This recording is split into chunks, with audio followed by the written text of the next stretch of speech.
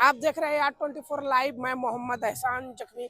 अभी हम मौजूद है झरिया के 4 नंबर देश बंदूक स्टैंड के पास और हमारे पीछे आप देख सकते हैं सत्याग्रह आंदोलन। यहाँ 24 घंटे का यहाँ जो आंदोलन है, यहाँ पे लोग धरना पे बैठे हैं।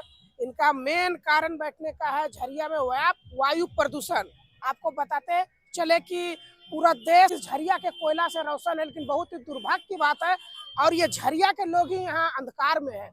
झरिया के लोग ही यहाँ प्रदूषण से ग्रस्त है। झरिया के लोग ही यहाँ प्रदूषण से अपने जीवन को, जिनका जीवन कम हो रहा है, झरिया के लोग ही इससे ग्रस्त है। जिनके माँ के पेट पल रहे बच्चे दुनिया में आने से पहले प्रदूषण का शिकार हो जा रहे हैं। और आपको बताते चले कि झरिया में कई दिनों से यहाँ जो प्रदूषण के खिलाफ लोग धरना प्रदर्शन आंदोलन हस्ताक्षर अभियान चला रहे हैं, लेकिन अभी तक ना ही जिला प्रशासन ना ही ये माइनिंग वाले को कान में जू गई है कि आखिर इस झरिया के लिए हम कुछ सोचे।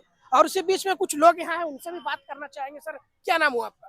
शिवचरण शर्मा। सर, क्या कहेंगे? सत्याग्रह आंदोलन में आप लोग समर्थन में बैठे हैं और आप देखते हो कि झरिया में बहुत दिनों से ये वायु प्रदूषण से लोग परेशान है, तो कैसे मतलब झरिया को इस प्रदूषण से निदान मिलेगा?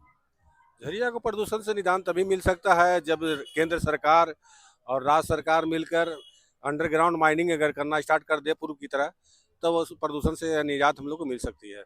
और हमारे बगल में ही टाटा टिस्को कंपनी भी है और वहाँ न तो प्रदूषण है और न ही वहाँ पर इस तरह की कोई समस्या है।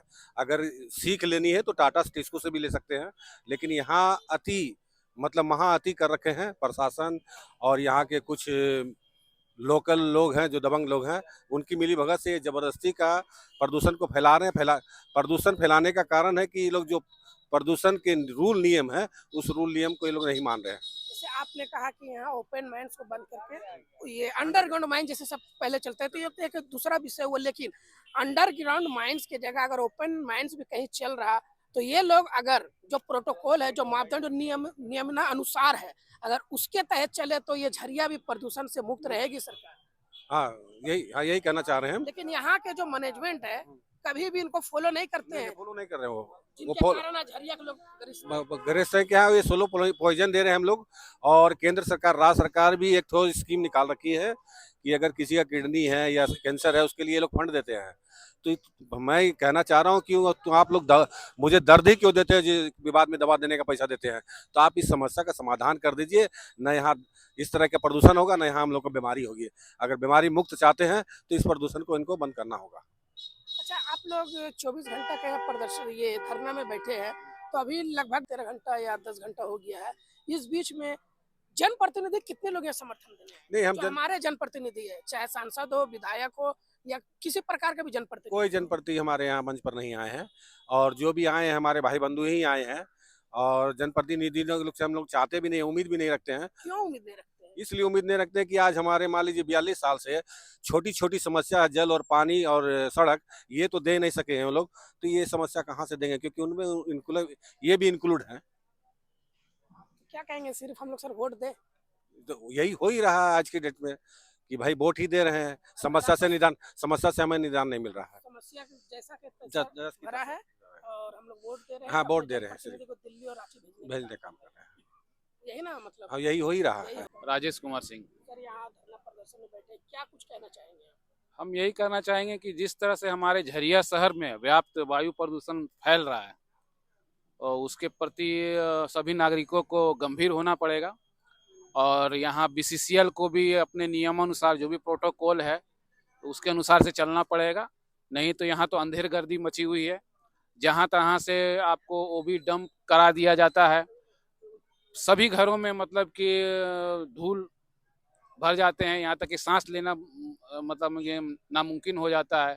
और आप जिस तरह से देख ही रहे हैं कि कितनी तरह की बीमारियां फैल रही हैं, यहाँ तक कि गर्भ में पल रहे माने शिशुओं को भी प्रदूषण का सामना करना पड़ रहा है। तो आप इससे समझ सकते हैं कि कितना व्याप्त यहाँ पर ये समस्या है। ये तो इससे हम चाहेंगे कि झरिया के तमाम नागरिक एक साथ गोलबंद होकर इस समस्या को मतलब बहुत सीरियसली लेकर एक जनप्रतिनिधियों के खिलाफ जो भी हम लोग के साथ में नहीं है उन लोग के विरुद्ध भी हम लोग एक ऐसा अभियान चलाएं, सभी को लेकर कि यहाँ जो हम लोग वर्षों से जो रह रहे हैं, यहाँ हम लोग को रहने का जो हक दिया गया है वो हम बिना स्वच्छ वायु के रह सकें और अपना जीवन यापन कर सकें। और कब तक यहाँ के झरिया को जनता को निदान मिलेगी, कब तक उम्मीद रखे इस मंच से, आप क्या कहना चाहेंगे?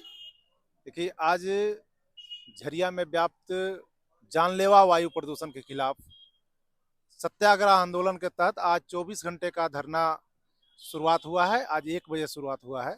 हम लोग पूरी रात यहीं पर बैठेंगे और कल 1 बजे तक हम लोग इसी तरह बैठे रहेंगे, इसलिए कि जो भारत की मिनी रत्न कहने वाली कंपनी बीसीसीएल के द्वारा झरिया के चारों तरफ से लाल लाल मिट्टी का राख उड़ाया जाता है, जला हुआ कोयला का राख उड़ाया जाता है, सैकड़ों फीट ऊंचाई पर ओबी डंप का गिराया जाता है।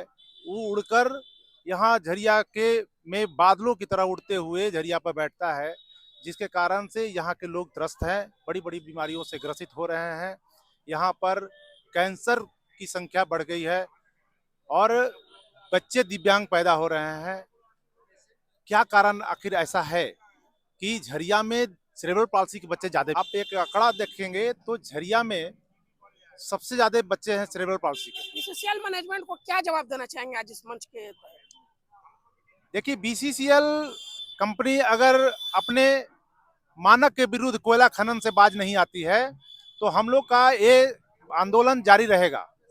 तब तक जारी रहेगा जब तक कि बीसीसीएल मानक के अनुरूप कार्य नहीं करती है, झरिया में प्रदूषण को नियंत्रित नहीं करती है, तब तक हमारा यह आंदोलन जारी रहेगा। इसलिए जारी रहेगा कि हम जीना चाहते हैं। यहाँ के झरिया के लोगों का आयु 10 साल तक कम हो जा रहा है और लोग तरह तरह की बीमारियों से ग्रसित हो रहे हैं। तो ऐसे तिल तिल मरने से अच्छा है कि हम यहाँ पर धरना पर बैठेंगे और यह तो शुरुआत है। आज हम लोग 24 घंटा के धरना पर हैं, आगे उपवास पर बैठेंगे और उसके आगे अनिश्चितकालीन लड़ा जाएगा। अनिश्चितकालीन धरना पर हम लोग बैठने के लिए तैयार हैं। और आज देखिए, हस्ताक्षर अभियान हो रहा है। यहाँ पर हमारे बीच के लोग सूचना के अधिकार से के तहत कई बार उनसे सूचना मांग रहे हैं और सूचना मिल रहा है और उसके तहत ही हम आगे के कानूनी लड़ाई लड़ेंगे बीसीसीएल से और उनको मानना पड़ेगा और उनके मानक के अनुरूप काम करने पर मजबूर कर देंगे हम।